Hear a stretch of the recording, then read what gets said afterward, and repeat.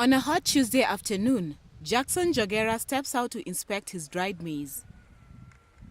This farmer from a small southern Tanzanian village planted 32 acres this past season. By joining a local cooperative society last year, he had unprecedented success. Yourself, you can't be trusted by any empowering entity. So I decided to join my peers and we were 30. After uniting, we asked for input loans for farming, fertilizers, seeds, and medicines and pesticides. Therefore, this Britain project has helped us by bringing us these farm inputs. This father of 9 was able to harvest 180 bags of maize, each weighing 100 kgs. 18 bags were excluded from the count because they rotted. First, the weather conditions this year were not good. It rained heavily. Had it not rained as much, I don't think the maize would have rotted. Now a happy man, in the span of a year, he has been able to shrug off the title of small-scale farmer. He thanks a local NGO, Brighton, which stands for Building Rural Incomes Through Enterprise, for his newfound success. Just like a shrewd businessman that he is, he spotted an opportunity that his fellow farmers turned down because they were skeptical. They agreed to guarantee me, so I took input suitable for 14 people. Together with my mother, 16, so they guaranteed me. Then I paid a deposit of 20% of the loan in the stead of 16 people. An hour away in Iponda, Joseph Sauga has a good problem. His maize harvest is literally running him and his family out of their home.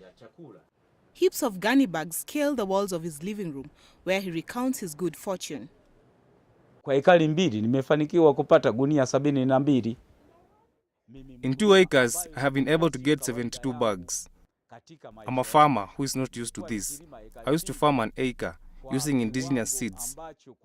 I used to harvest 4 to 5 bags, and if I'm very hardworking, 6 bags. That used to only cater for my food. However, after joining the program, truthfully, I feel that this project has lifted me greatly. Altogether, this house hosts 1,140 bags, totaling his mother's yield. In the compound where his furniture is getting weather-beaten in the hot, windy weather, it is easy to spot chickens, pigs, and even the odd duck ambling by. However, for this former sunflower farmer, maize remains the goose that lays the golden eggs. Brighton, a local NGO barely 5 years old, has been able to act as the oil in the agriculture machinery, lubricating the parts that make this system work in Tanzania. But perhaps the biggest effect that this organization has made, aside from educating farmers, is to link them to buyers. One such buyer is Atanas Kipeto. He is a businessman who owns 2 milling factories, a sunflower oil factory, and transportation lorries. Before I met Britain, I used to buy in the streets from individual farmers. However, it was full of problems.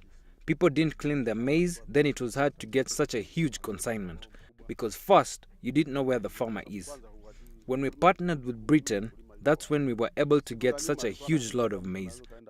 We have even tried to go to Congo because someone can tell you that they need 5 tons. So because we didn't know farmers, the market was a challenge. Now, I can go anywhere because I know that farmers are there.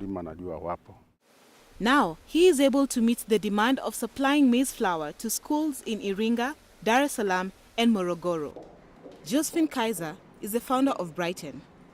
So what I decided is I thought that developing a local institution that sort of works with international organizations or works on projects that help to move the same people forward. So we believe that if we change a farmer's habits, if you change their habits into using good seed, then you're going to change their habits into selling. You continue to change their habits continuously until a point where they become commercialized. Because the purpose of all this is actually commercialization. This is the first time that many of these farmers are collaborating with Brighton. But the achievement they've had has been beyond the grasp of many small-scale farmers in sub-Saharan Africa. Regarding this project, after 5 years, there will be people who will be self-sufficient. Because I am seeing the signs, the benefits are very huge. It's just that the climate was not favorable. But if the project continues, people will have greatly changed in a span of 5 years. When that happens, more people in southern Tanzania will not only grow enough to get by, they will grow their farms into profitable businesses.